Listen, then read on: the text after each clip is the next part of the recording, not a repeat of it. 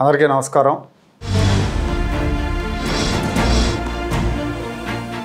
Posani కృష్ణమురళిని arrest చేసిన సందర్భంగా జగన్మోహన్ రెడ్డి గారు ఆయన భార్యకు ఫోన్ చేసి ధైర్యం చెప్పారు. ధైర్యంగా ఉండండి, దేవుడు ఉన్నాడు, అంతా చూస్తున్నాడు, ఈ నిరంకుశ పాలన ఎన్నో రోజులు కొనసాగదు అని ఆయన మాట్లాడారు. ఆయన ప్రతిసారి కూడా దేవుడున్నాడు అని చెప్తూ ఉంటాడు.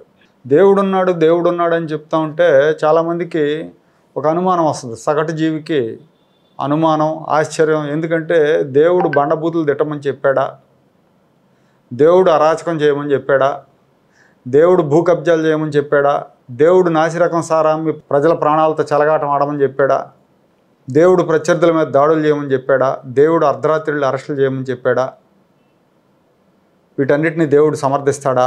జగన్మోహన్ రెడ్డి చెప్పే దేవుడా దెయ్యమా అనే అనుమానం ఒకటి వస్తుంది. ఎందుకు వస్తుంది అంటే, ఇప్పుడు ఈయన పరామర్శించిన పోసాని కృష్ణమురళి సానివాడలో ఉండేవాళ్ళు కూడా సిగ్గుపడే భాష వాడారు. వాళ్ళు కూడా అలాంటి భాష మాట్లాడరు, వాళ్ళు కూడా అలాంటి తిట్లు తిట్టరు.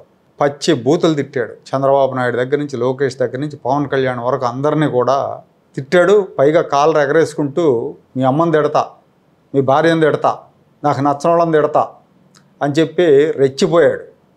ఎవరిని చూసి రెచ్చిపోయాడు? జగన్మోహన్ రెడ్డిని చూసి రెచ్చిపోయాడు. ఇప్పుడు అవే వీడియోలు ప్లే చేసి తిట్రా అని అడగాలండి. పోలీసులు ప్లే చేయాలి. ప్లే చేసి ఇప్పుడు చెప్పరా, ఇప్పుడు తిట్టరా అని చెప్పాలి, లాఠీ ఒకటి పుట్టుకొని. అంత రెచ్చిపోయి తిట్టాడు. 5 ఏళ్ల పాటు జగన్మోహన్ రెడ్డి తన తొత్తులతో అడ్డగోలుగా తిట్టించాడు. ప్రతిపక్ష నాయకులను తిట్టించాడు, ప్రతిపక్ష కార్యకర్తల మీద దాడులు చేయించాడు. ఒక సైకోలాగా, విశృంఖల సైకోలాగా బిహేవ్ చేశాడు జగన్మోహన్ రెడ్డి. జగన్ అధికారాన్ని చూసుకుని వీళ్ళందరూ పిచ్చి కుక్కల్లాగా రెచ్చిపోయారు. సినిమా రంగంలో పోసాని కృష్ణమురళి, రామ్ గోపాల్ వర్మ, శ్రీరెడ్డి, రాజకీయ రంగంలో ఇక చెప్పాలంటే డజన్ల కొద్ది ఉన్నారు. వీళ్ళందరూ దారుణమైన భాష వాడారు. అప్పుడు ఆ రకంగా రెచ్చిపోయి ఇప్పుడేం ప్రజాస్వామ్యం, దేవుడు అని మాట్లాడుతున్నాడు. నిండు సభలో, అసెంబ్లీలో చంద్రబాబు నాయుడు గారి మీద ఎలాంటి కామెంట్స్ చేశారో అందరూ చూశారు. ఈ దేశంలోనే అత్యంత సీనియర్ నాయకుడు చంద్రబాబు నాయుడు. అలాంటి వ్యక్తి భార్య మీద వ్యక్తిత్వ హననం చేసే విధంగా మాట్లాడతారా? నిజమైన నాయకుడైతే, నాయకత్వ లక్షణాలు ఉన్నోడైతే ఆ మాటలు మాట్లాడిన తన పార్టీ సభ్యుడు నాలుక చీరేయాలి. కానీ ఇక్కడ జగన్ ఒక దుర్బీజుడు, దుష్ట మనస్కుడు కాబట్టే ఎంకరేజ్ చేశాడు అతను.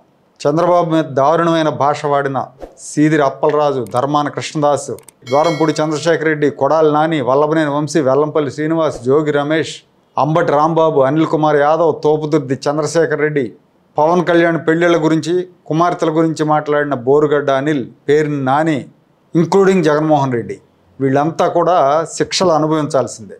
జగన్ చెప్పినట్టు, చెబుతున్నట్టు నిజంగా దేవుడు అనేవాడు ఉంటే జగన్ ఇంతకింత శిక్ష అనుభవించాలి. అనుభవిస్తున్నాడు కూడా. ఎందుకంటే దేవుడు ఉన్నాడు కాబట్టి నెత్తిన పెట్టుకున్న జనం నేలకేసి తొక్కారు జగన్మోహన్ రెడ్డిని.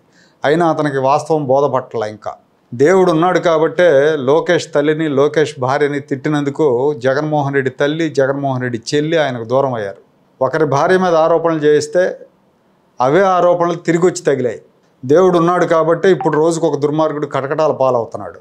అంతిమంగా వీటన్నిటికీ కర్తగా మారిన జగన్మోహన్ రెడ్డి కటకటాల పాలైనప్పుడే ఏపీ రాజకీయం, ఏపీ భవిష్యత్తు, ఏపీ ప్రజలు ప్రశాంతంగా ఉంటారు.